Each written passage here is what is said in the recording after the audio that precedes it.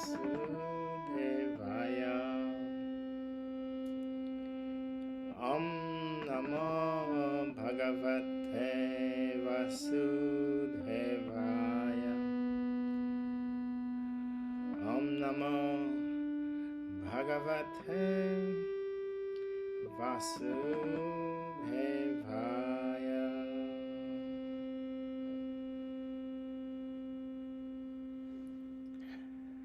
Hadi happy Thursday. Hope you're doing well. How is the temperature in the northeast?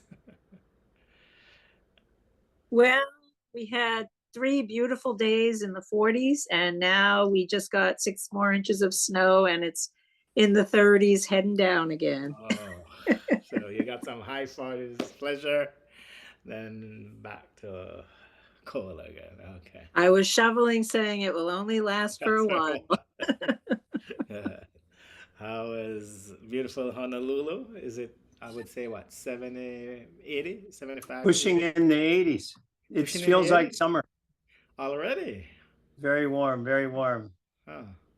Normally the 80s come like a little bit later, right? That's true. Okay, so you have to put on the ceiling fan a little earlier Yes. now. Yes. Yeah. So we are continuing our discussion of the part of the Mahabharata here, where the Mahabharata, it explains the end of the battle. Once the battle was finished, this is what takes place. So Sutta Goswami is explaining this to the yogis in the forest, and he's telling them how King Yudhisthira, who is the king now, he became deluded. Krishna deluded his consciousness, and he's thinking, oh, I killed so many people, so he feel confused. Krishna planned it that way so that they could get their blessings from their grandfather, Bhishma. So because of political reasons, Bhishma joined the enemies of the 5 sons, the 5 brothers, his 5 grandsons. So we can see even when Krishna was on the planet, someone who was pure could be on the other side, right? So today, right, there's a lot of uproar around the planet, so much political uproar. But we should never lose faith that Krishna will realign everything with time, right? When people get intoxicated, you said people get intoxicated with alcohol, right? People get intoxicated with drugs. We can see also today people are getting intoxicated with wealth. People are getting intoxicated with power. And when they're intoxicated, it's not wrong when you get it if you can remain sober. But when you get intoxicated by it and you start to do foolish things, then Krishna starts to intervene. So we can see the great grandfather Bhishma, because of political reasons and because of what he ate, he ended up on the side of the Kauravas. And Arjun had to release a lot of arrows to kill him. But he was so evolved spiritually, he couldn't die from the arrows. Krishna gave him the power to choose his moment of death. So even though he was on the bed of arrows, he was waiting for the right time to die. Does anyone know when is the right time to die?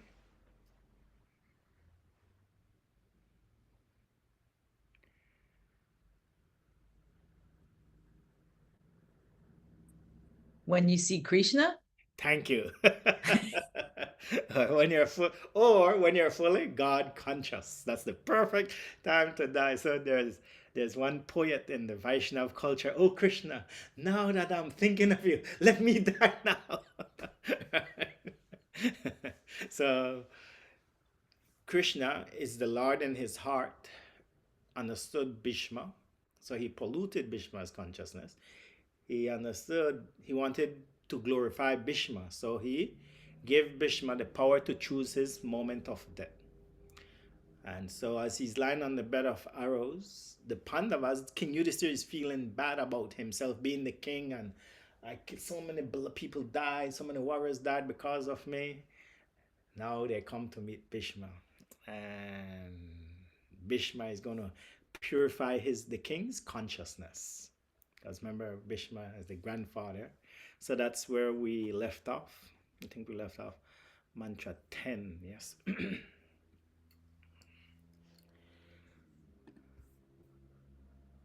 Mantra 10 says, Lord Sri Krishna is situated in everyone's heart. He yet manifests in transcendental form by his internal potency. This very Lord was sitting before Bhishma, and since Bhishma Dev knew of his glories, he worshipped him duly. So how did he worship him? Not with puja and incense, but he did everything from his mind. Because remember, he's in a bed of arrows, yes? Let's go to mantra 11 today. Panduputran upashinan prashaya premasangatan abhyachastanu ragashrai andibhutena chakshusha. Srila Prabhupada translates, the sons of Maharaj Pandu were sitting silently nearby, overtaken with affection for their dying grandfather. Seeing this, Bhishma Dev congratulated them with feeling. There were tears of ecstasy in his eyes, for he was overwhelmed by love and affection. So Bhishma is seeing the 5 sons of his 5 grandsons, and as he's like, wow, this is the perfection of my eyes. He's seeing Krishna, and he's seeing his 5 grandsons who he chose to fight against. So when he sees that they are coming to greet him, and he became very choked up with tears.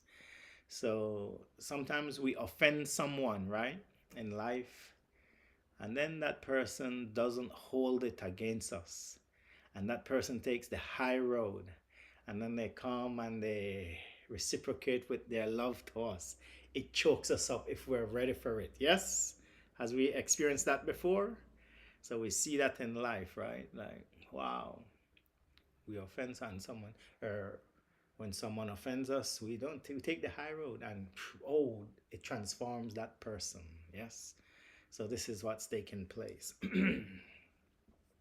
Next mantra. Mantra 12. Aho kashtam aho nyayam yadyuyam dharmanandana jivitum naharta klishtam vipra dharma chutarshvasha. Translation. Bhishma Dev said, oh, what terrible sufferings and what terrible injustices you good souls suffer for being the sons of religion personified. You did not deserve to remain alive under those tribulations, yet you were protected by the Brahmins, God, and religion. So this is a very comforting mantra, we say, towards the king, because the king is feeling, oh, I killed so many people. Bhishma is reminding him, you are the sons of Dharma, and the way they mistreated you, you shouldn't have survived. They tried to poison you all. They tried to burn you down in a house of lac. They stole your land from you. The evil-minded didn't want to give you back the land. So that he's reminding the king, oh, yes, you're right. This is what happened. And he says, you all should have died, but something protected you. So what protected them? 3 things.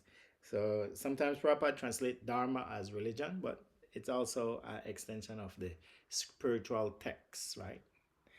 So the Brahmins, it says here 3 things: the Brahmins, God, and religion, which we can use as the scriptural text. So if I want to go from, if I get in my car, I'm in Florida, and I want to drive to New York or New Hampshire, I need something. We call it today GPS. I need a GPS to guide me. You can go anywhere now. You can rent a car in any state. You don't even live there, but that GPS will get you from point A to point B if you know the address, isn't it? It's amazing. So in the yoga culture, we say the GPS for the human life is the Brahmans, the scriptures, right? The spiritual texts. And the Brahman represents the guru, the spiritual text, and God in the heart. So once you can connect to one of these, then you get the GPS of what you should be doing with the human form. A lot of people are confused about life because somehow we've lost the power of the ancient cultures. The ancient culture is always connected to a higher dimensions, higher forces. But today in Kali Yuga, right, we say, oh, those stories are mythology, Yogi Charu. And then, okay, I thought I remember I was at Hofstra University, right? I was with Joshua Green, and one of the students told me that, it's a mythology. I said, yes, it's very good. You can call it mythology. And I said, in our culture, we replace the mythology with the mythology of materialism. And he was like, what is the mythology of, and he asked, what is mythology of materialism? That material assets will satisfy you fully. That's a mythology, because that's not real. And our whole culture around the globe is under that myth that the more material assets I get, I will become happy. That's a mythology. And he was like, oh, I explained to him, material assets will reduce your suffering. And when you reduce your suffering, we all do get happy. But that doesn't solve the inner happiness we're seeking for. So you can call the ancient stories, what I'm teaching, mythology. And I'm going to tell you, the life, it's a myth. Right? What is the masculinity myth in our culture today? We see it. The masculinity myth in our culture today leads to war. I am strong, I'm a male, I'm strong, I'm going to kill another living end. That's the mythology of masculinity today, unfortunately. And so we have to purify those consciousness with, I say, with some spiritual mythology. And as you go deeper, you understand, wait, this is not the real, it's philosophy that's connecting, which the soul already knows. Yes. So as I look at society today, I just see the philosophy from the Vedas living. It's not a myth, because I can see it today in the present moment. Right? We see, mythology, right? People are just intoxicated with power, right? They get a label. I'm a cabinet person. I'm a senator. I'm the wealthiest person. Those are labels. Those are intoxicated, right? And then we find people who are wealthy and they're not intoxicated by it. It's amazing. That type of person is balanced spiritually, right? So this is the art. The Pandavas had a lot of wealth. They were never intoxicated by it. Wow. The king, Yudhishthira, he's now the king. And what was he saying in the last chapter? I am sinful. I am this. I am that. Do we hear any leader saying that today? And the leaders today, even when they're wrong, they're still going to say, I philosophize why they are right. So, purified leaders we're reading about. And so Yudhishthira is telling him, you were protected because you followed these three things. Brahman, the guru. You followed Dharma, the principles, the shastras, and you followed God. So they were blessed by these things. Krishna was always on their side. So Vishmadev is reminding them. And as we hear that, then we understand, wow, our life will have a lot of twists and turns like the Pandavas. Vishma said, they try to kill you all so many. So don't, when you come in this material world, you should be aware that there's going to be a lot of pleasure. Equally, there's going to be a lot of suffering. That's the nature of this world. And we could see a lot of mental anguish on the planet right now, right? People are struggling with the mind and the senses, and people, it's like a pressure cooker, right? People don't know how to cope. So how do we cope? Take guidance from the Brahmins. Take guidance from the spiritual texts like we're doing. Take guidance from the words directly from Krishna in the form of the Bhagavad Gita. So once we are guided by that, we are already, as Yudhishthira said, we are already liberated. So the GPS, we need that in our society. It always fascinates me. I rent a car and I'm in like somewhere like first I went to Sedona, right? You land in Phoenix. Okay, how do I get to there? Okay, GPS. Okay, take a left, take a right. Now drive for 15 miles. Now you'll take another right. Get off this little road, a little back road. Go for 15 miles, curve, and boom, Sedona. Wow. So I followed the GPS, right? That's what, if you follow it, you will get to the destination. So in the yoga culture, the primary fundamental aspect of our GPS is we say the Vedic scriptures, the books of yoga. Because in the books of yoga, you'll find what are the qualities of a Brahmin, or what are the qualities of a guru, a teacher. And then when you find someone who has those qualities, you'll get guidance from that person. And then that person will reveal to you the words of directly, instead of direct from Krishna. So here we're going to get words directly from Bhishma. The previous chapter we got words directly from Queen Kunti. These are powerful devotees of God. And when we studied the Gita, direct words from Gita. And in this Bhagavatam, Krishna is going to speak again. It's beautiful. It's like, whoa. So this is how we get our GPS to facilitate this. What is this material world all about? How do we cope with this duality that's going around us, right? Greg just said, summer is coming. Helene said, winter is coming back again. The dualities, right? But how do we cope? How do we get through them, right? Tolerate them. They only last for a while.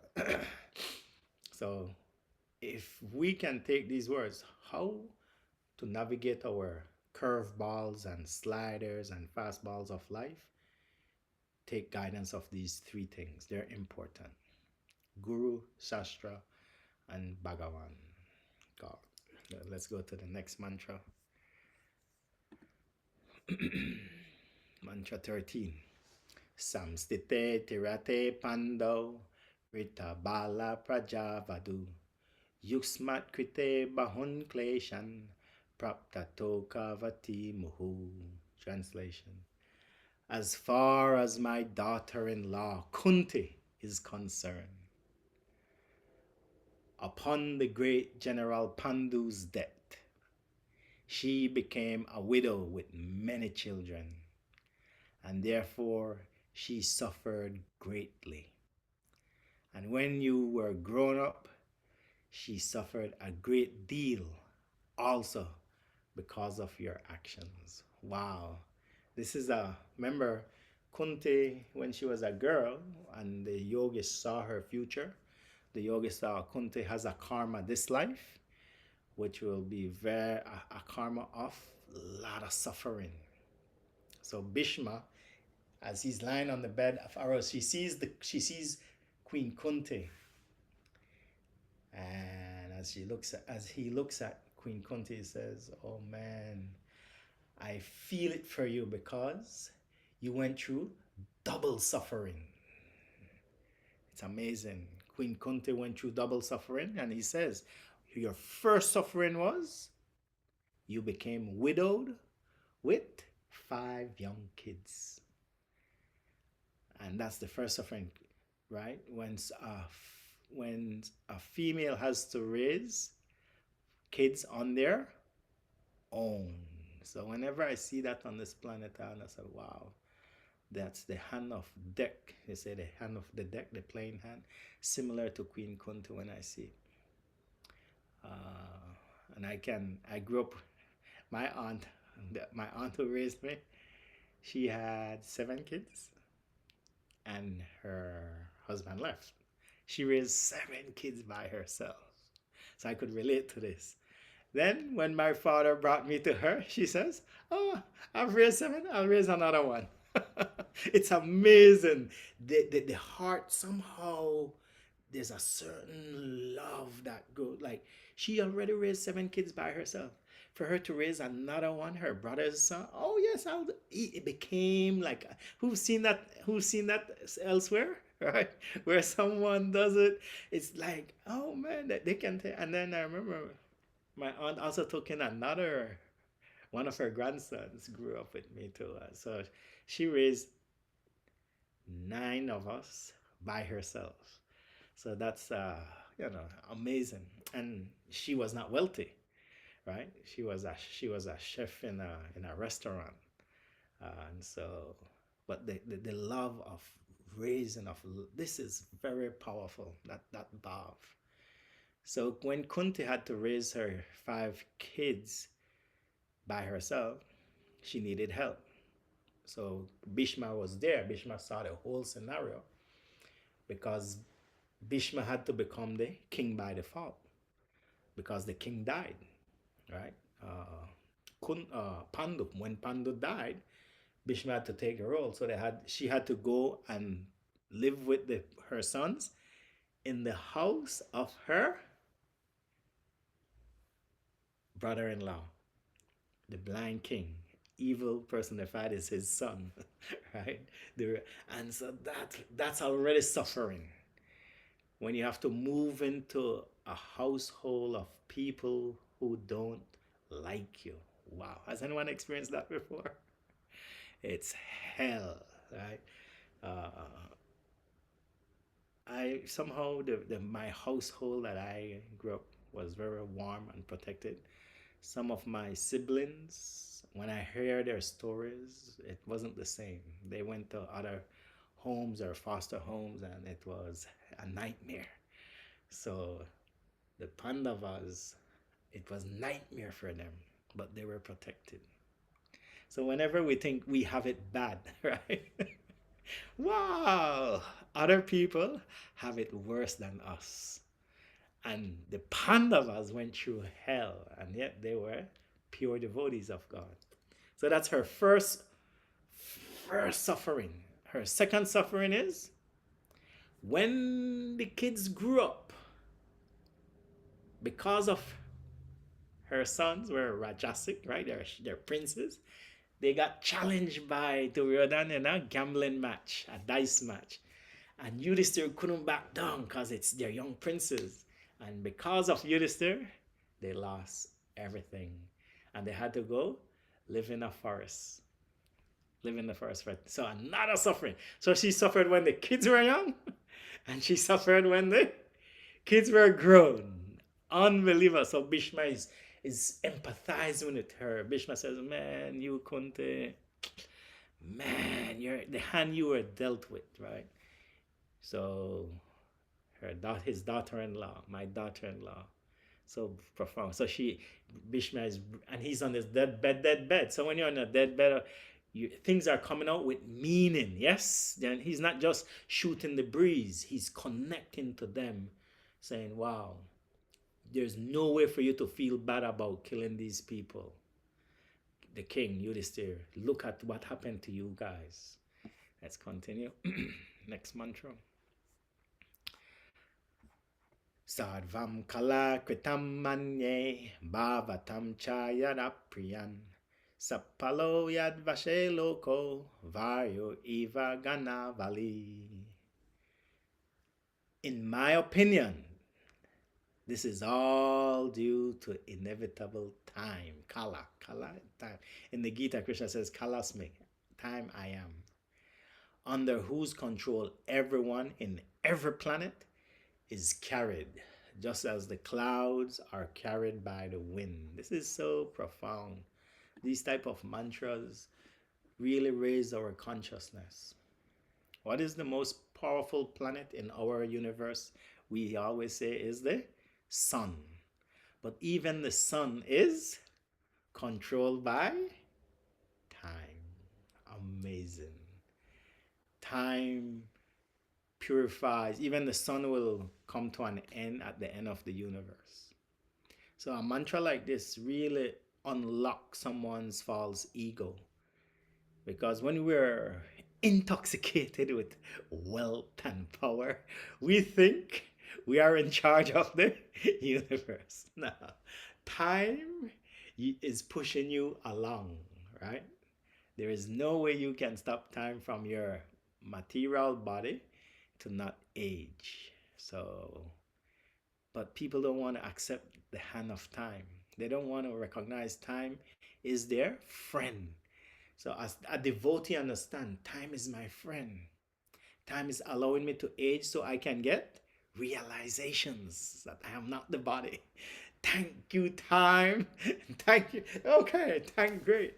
You know, time is our friend when we're a devotee. When you're a non-devotee, you think time is your enemy. Oh man, I won't be able to enjoy all these things. I won't be able to do this. People, they have a shopping list, they have a bucket list. Oh, I'm running out of time. No, that's materialism. So when people are intoxicated, right, the politicians are like that. Oh no, time is going to take care of that. They think they're going to be there forever, right? Nah. Genghis Khan thought he was the ruler forever. Napoleon thought they were a ruler forever. Nah. Now they're all in history books. So similarly, the so-called powerful leaders, they're so small compared to the power of time. Kala. So Bhishma is given wisdom which is so profound, cut through all the illusions. Anyone who thinks they're powerful is insignificant to the power of Kala, of time. Even the planet of the sun is insignificant to the power of Kala, time, right? How many of us fear the sun? Right? You go sunbathe, you get skin cancer, right? You see, all my friends in Hawaii, they know this, right? When I got there, yeah, Charu, let's go surf. They're put on the layers, right? Everyone, all my friends in Hawaii fear that sun so much that they put those layers on. That's where you respect the sun. So that sun, you get close to it, it burns you up. So we know it doesn't matter how powerful we are on this planet, we're very small compared to the powers of this universe. If our leaders could get those kind of realizations like Bhishma has given them, then they will rule more balance, right? Understand, God gave you that position only for a while. And while you have that position, do good with it. Now, we as an individual, we might not be a politician, we might not be a general, we might not be, but in one way or another, we have the human birth. And the human birth is very rare. So let's use this human birth to get these realizations like Bhishma. Respect the sun, respect the moon, respect time. And time is our friend. Time pushes us on. Oh yes, Yogi Charu. Time is going to help you to remove our material desires. We agree with that? Yes?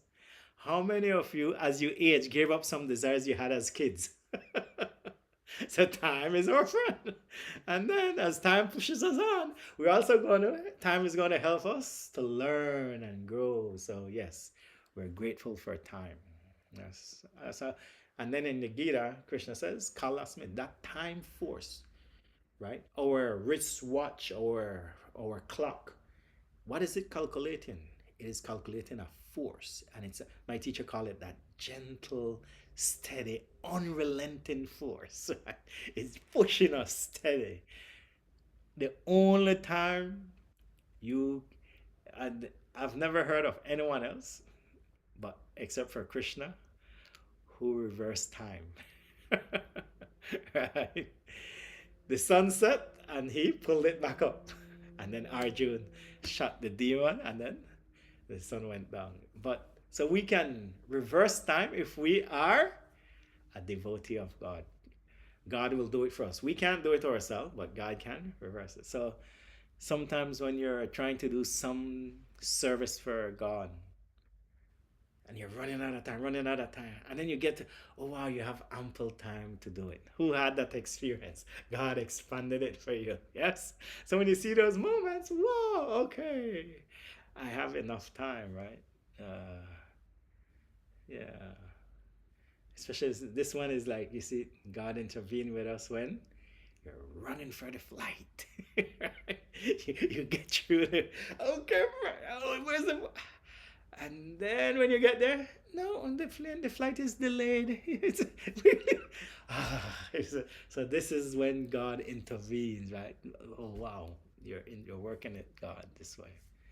So yeah, so we respect time so much. This mantra, right, purifies our consciousness. Let time be our friend. Don't look at time, just like we make the sun our friend, right? Time can be our friend when we become a devotee of God. It teaches us so much, right? Good. Let's go to our next mantra. 15.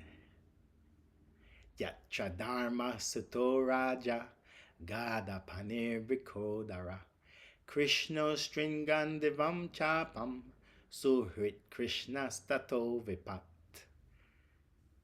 Oh, how wonderful is the influence of inevitable time.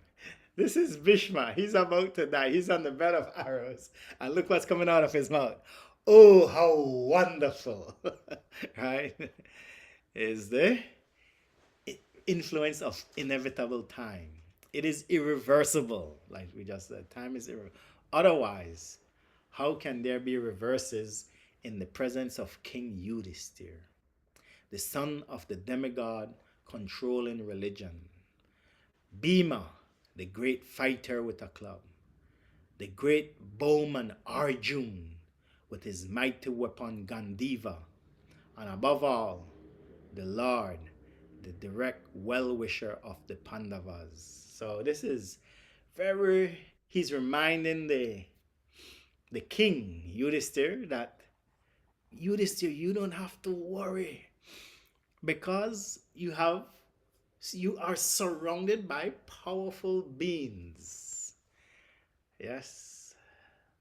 Your time is beautiful. So by your association, you know when your life is auspicious, when you know who you associate with. So he's telling King Yudhisthira, look who you are surrounded by. One, you are the son of Dharma, the son of religion. Right? That's the first thing. You are the son of Dharma. Two, the greatest warrior with the club, the wielder of the mace, the club, Bhima is your brother. Next, Lord Shiva gifted the Gandiva bow to Arjun, and Arjun is one of your brothers. Right? So he's just showing you, look at who you have around you. Time has played a good thing. And then he says, and above all, Lord Krishna is your well-wisher. So this is how we know we are being blessed. When we have my teachers have said, the greatest gift in this whole universe is the association of devotees. That is the greatest gift. So when we can get the association of someone who recognizes the force of time as their friend, recognize the sun as their friend, recognize the gifts that and the gifts they have are temporary gifts from God. If you meet someone like that, your life is already on the path to perfection. Because as you associate with them, the qualities start to rub off on us. Yes? So that's why we studied the Bhagavatam, because we're meeting a being. We're getting the association of Bhishmadev. How Bhishmadev thinks. That's what we want to. Wow, that can help me. How Queen Kunti thinks. Wow, that can help me. How Arjun thinks. How Yudhishthira thinks. All these powerful, powerful beings. As you see their mentalities and you think, wow, I can relate to that. Oh, wow, that one is beyond my, I don't know how am I going to live up to that one, right? But I can try, right? So we get inspired, right, by these great beings. So Bhishma is very powerful. No, no need to reverse time when you are a devotee, when someone like you is there, because you are surrounded by powerful, powerful beings, right? And as a human, we love association. As a pet, we love association. As a plant, love association, right? You go to the botanical gardens, you see the certain plants and trees connect with each other. They intertwine, right? In Hawaii, there's, what's that street? It's behind the Alawai. So next, there's a street when you drive, the trees, one tree's on, like, literally it's like a whole block of trees on the right side and left side, and they touch each other, right? Yeah, that's their association. They're speaking to each other. They're connecting to each other. Then you have you animals, right? Association. They, what's this? Me and Yvonne, we saw some tamarind today. Has anyone seen the tamarind before? They're like little monkeys, right? Little, very small, but they move together in the association. It's like, oh wow! I've never seen tamarind before in my whole life until today. And I was learning about that. I was like, oh wow, okay. So, as a human, we love association as well. So we want to choose our association which are in the mode of goodness, because so much rajas are around us, so much tamas are around us, and they're constantly pulling us. We can't avoid rajas, we can't avoid tamas, but when we're using our free will to choose, let's choose the mode of goodness. Let's choose friends who are evolving, right? This is what it's called. Sadhu Sangha. Sadhu Sangha is the greatest gift on the planet. Mantra 16. O King, Nahiyasya Karhichid Rajan Puman Veda Vidishitam Yad Vignasya Yukta Mohyanti Kavayopihi. O King, no one can know the plan of the Lord, Sri Krishna, even though great philosophers inquire exhaustively, they are bewildered. So this is a very philosophical point he's making. And in our Western world, we say, how does bad things happen to good people? Right? So that's our, so this is the same point Bhishma is making here. Bhishma is saying, you can be the best philosopher, the most evolved thinker. You can be very good at arguments and debating and win debate. You will be bewildered by the actions of God. By philosophy we know can only bring us to a certain level. Philosophy alone, right? We know is. Anyone remembers the quote from Srila Bhaktisiddhanta? Philosophy without religion is just mental speculation. Yes! Very good, Melody. Philosophy without bhakti, or that, right, is dry speculation. And then bhakti, or religion, dharma, without philosophy is? Religion without philosophy is sentimentalism. Right? So we want to do both. So this is a very beautiful mantra. I like when I come across these type of mantras. No one can know the plan of God because the universe bewilders you. The most purified people on the planet were Queen Kunti and her 5 sons. And look at all the, he said, Kunti, you went through double hell. The Pandavas, you got stripped of your birthright kingdom. How could bad things like that happen to these 5 sons and their mother who's so pure? Right? So to try and understand how things happen, you will be bewildered. So on our planet today, right, we can relate to this. We see innocent people getting exploited. How does that work? Your mind will go to a point where your mind will say, there can't be a God. If there's a God, how could God let these things happen to these good people? Right? It's hard to figure out God's plans. It's very hard. So I got a realization, Charu, when you come to this material world, we understand it's called Krishna's pralaya, Krishna's drama on the stage. You have to see it like that. Otherwise, if you don't see it like that, you will get confused about why bad things happen to good people. You can live your life very pure. Disease still come to you. You can study for the exam. You still fail. When I landed in Hawaii, I haven't used my driver's license for maybe 10 years, so the thing expired. I've driven from LA to New York, Miami to Seattle in my youth, right? So I went to take my driving test. And I'm like, and my Hawaiian friends, they know, there was one guy at the DMV, he loves to fail people. He get joy from failing people.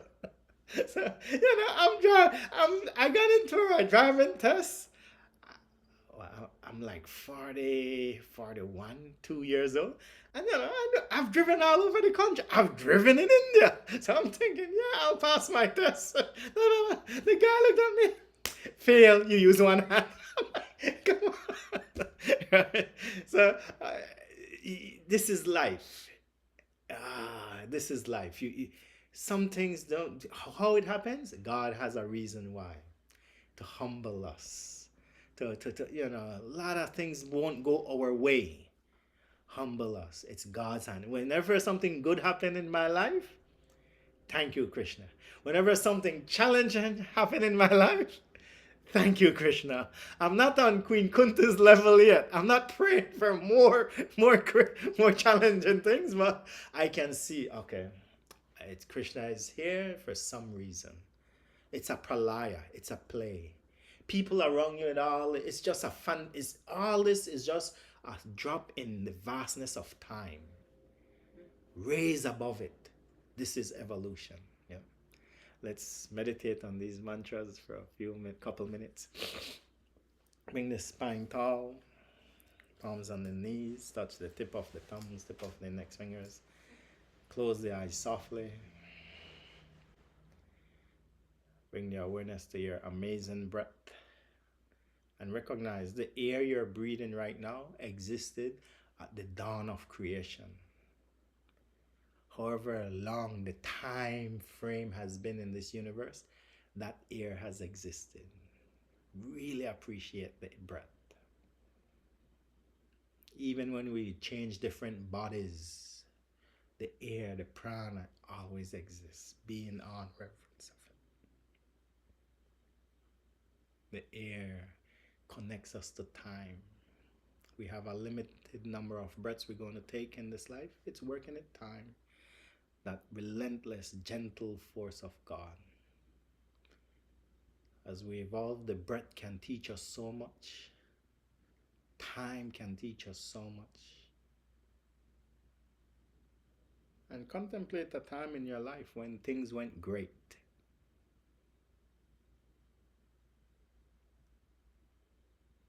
Recognize that's God's hands. And contemplate a time when you had challenges in your life. And recognize that was God's hands as well.